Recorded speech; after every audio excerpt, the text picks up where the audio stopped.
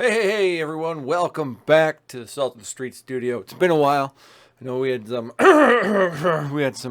illnesses floating around the last couple weeks, so I was not able to drink beer and share it with you all last week. So I apologize for that. So we're here, and we're here. We're going to do this again. It's Friday. Happy Friday, everybody! In celebration of we got a new Salt of the Streets podcast tomorrow coming up right here on the channel. So that'll be fun. Episode 121. We got quite the show packed, but we'll save that for another day. Watch out on our social medias, all the Salt of the Streets social medias, including my own. I am at Big Bird Offie on all the things, including the Twitters and the Instagrams and all that. And then my partner in crime over on the Salt of the Street is at Salt of the Street on Twitter and at alpaca_Donovan on the Instagram. There we go. So let's go ahead and just dive right into what are we doing this week? That's right, Tropic Chronic India Pale Ale Chronic Series coming from Silver City Brewery, one of my favorite brewings. Let's see what they have to say here. So, a limited experimental variant of our beloved Tropic Haze IPA. Tropic Chronic exudes extreme dank aroma and flavor components resulting from the use of terpenes. Did you say terpenes? As in, like chronic terpenes? It's aromatic compounds found in many plants. I know what kind of plants. Though most commonly associated with marijuana, MJ, the electric lettuce. How many? Yeah, that's cool. And it makes sense. All right, get your head out of the gutter. Yeah.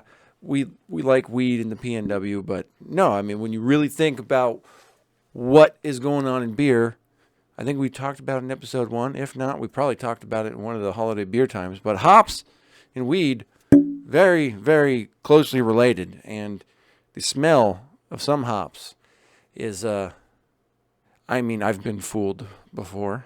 In order to create a beer reminiscent of the PNW's favorite herb, our brew team arduously analyzed several specimens. I bet you did. I bet it was completely arduous. Didn't enjoy it at all. It was a lot of hard work, wasn't it? Carefully selecting a strain that emanates aromatic properties deemed compatible with Tropic Haze IPA. Yeah, no, this is actually an interesting part because the Tropic Haze IPA is like I just mentioned before. I mean, all IPAs have a lot of hops and they're very floral on the nose. And depending on what type of hops you use, you get kind of a dankiness from it. I don't really know what other way to explain it. Some hops just kind of smells like weed. Maybe some weed kind of smells like hops. I don't know. You figure it out. These specimens were then sent to a lab so the type of terpenes could be identified, allowing us to synthesize the desired aromatic qualities through terpenes derived from natural, non-MJ flora. We hope you enjoy partaking. Thank you, Silver City. I think I will. Maybe. What if it's too weedy? I mean, there's got to be a reason nobody's done this before. I mean, this is the Pacific Northwest. We were like one of the first states out there. One of the first. I mean, a little late to the party next to Colorado.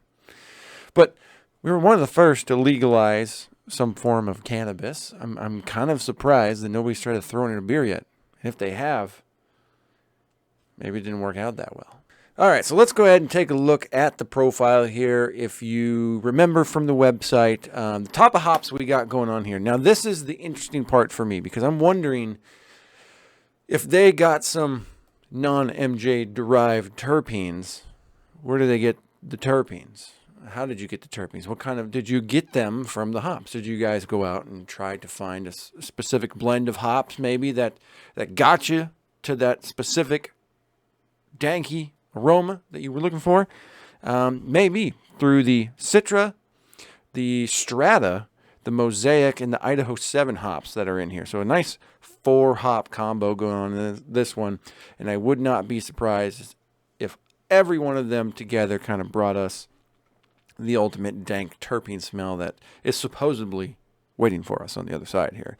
But of course, before we do that, we got to know what the base of this bad boy is going to be, and that's the malt profile. Right now we're looking at a PNW Pale malt, which is, I don't know what that is. It's probably just a standard 2-row by some relatively local Washington grower, I would assume. I'm going to have to check that one out. We got the British Pale. We got some flaked wheat and oats in here. I'm going to go ahead and assume that's the same malt profile from their standard Tropic Haze. Hazy IPAs seem to be kind of in the rage these days, and getting some flaked wheat and some oats in there. Mind you, they're going to add a little bit more of a rounder, fuller, bready feel in the mouth, but they're also going to add a lot of haze, which might be cheating a little bit if you're really going for a hazy IPA. But then again, maybe a hazy IPA at this point is just going to become like a super hoppy, slightly weedy beer. I don't know. I guess we'll find out. IBU's 50, which is kind of surprising for an IPA. It's not that high, but high enough to make you know it's an IPA. And ABV, we're sitting at 6.4%, which is it's an IPA. That's about the mark. All right, let's go ahead and do this thing. We've got our fancy laser etched Salt of the Streets glass. Shout out Ginger Ninja. We all remember where that came from. And of course, we have our Tropic Chronic. It's very, very reminiscent of our standard Tropic Haze, except instead of kind of a green, black thing going on, we usually have kind of sunset colors, blue, pink, beautifulness, awesome. The tree is upside down, possibly to resemble more of a leaf of MJ, perhaps. All right, screw this. I got to know what is in this can. There's a lot of hype. There's a lot of fancy words like terpenes being used here. We're going to have to find out. Ooh. I didn't even smell that. I mean, like, it just, boom. It literally, this literally smells like a bag of weed. And like, you don't even have to get close. You get close and you can actually start to smell like the beer aspect of things here. Oh yeah, and it's actually like the dankiness almost mellows when you get in there and actually smell the beer. We haven't even poured this out yet, so let's go ahead and just get right into that aspect of things. Definitely cloudy, nice golden color, kind of very golden yellow. And again, that wheat and the oats are really going to add a really heavy haze to this bad boy. But nice head, very matches, as we say, the curtains match the drapes. It's always a nice offshoot, low tone of the main beer here. Now this is really, you cannot see through that to save your life. See, I'm gone, you can't see me, and it's okay, I'm right here, it's okay. But there's a lot of some yeast floating around in there too. Very nice, some nice solid proteins. It smells like I just have this fat stack of like freshly cut cannabis in this studio right now. I swear I don't. I wish I did, but I don't. This thing is just really, God, as an aside, before we dive into this beer, edibles are a thing that exists in areas that have legalized cannabis sales. And I'm not a huge fan of edibles because I don't like the taste of cannabis, if you will. Some of those edibles are it just tastes like it smells. And as it turns out, I'm not a huge fan of that. So I'm kind of hoping this thing doesn't taste like weed. I hope it just smells like it because everybody likes the smell. Danky, skunky, fresh, Pacific Northwest. We love it. And now, it doesn't taste like weed. It doesn't taste like weed at all. It really smells like it. Oh man, but no, that is a delicious IPA. Very sweet, yet bitter. Yeah, you can definitely tell the 51 or the 50 IBUs.